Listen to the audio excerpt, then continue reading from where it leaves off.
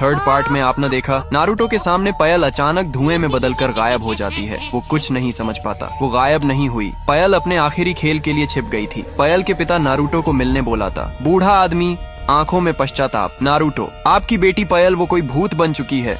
लेकिन ऐसा क्यों? पायल का पिता कुछ देर चुप रहता है, फिर कांपते हाथों से एक चाकू निकालता है। पायल का पिता धीरे से, मैंने ही मारा उसे, उस दिन उसे जंगल में ले गया क्योंकि मुझे बेटियां नहीं पसंद थी। चाकू से उसके सीने में वार किया। ये रहा वही चाकू। नारुतो हैरान और गुस्से में आपने अपनी बेटी को सिर्फ इसलिए मार दिया क्योंकि वो बेटी थी। पायल का पिता, अब वो लौट आई है, तुझे रोकना होगा। इसी चाकू से गांव में डर का माहौल है। तब एक आदमी हांफता हुआ नारुतो के पास आता है। आदमी डरते हुए, नारुतो, गांव के सारे बच्चे गायब हो गए हैं। खेतों के पास कुछ लिखा मिला, खून से लिखा है, अब मेरी बारी है। नारुतो गुस्से में, पायल तू सच में राक्षस बन गई है। नारुतो चाकू लेकर खेतों की तरफ दौड़ता है। पायल के चारों तरफ बच्चे बैठे हैं, रो रहे हैं। पायल किसी को मारने ही वाली होती है। नारुतो वहां पहुंचता है। नारुतो चीखते हुए, बस कर पायल, ये बच्चे तेरा बदला नहीं है। पायल धीरे से, आंखों में आंसू, जब मेरे पापा ने मुझे मारा मैं रोई थी नारुतो, लेकिन किसी ने नहीं सुना। अब सबको सुनना पड़ेगा। नारुतो, तेरा दर्द सही था, पर ये रास्ता नहीं। तेरे पापा ने तुझे मारा था, मैंने नहीं, इन बच्चों ने नहीं। पायल धीमी आवाज में, क्या मैं सच में राक्षस बन गई हूँ नारुतो? नहीं, तू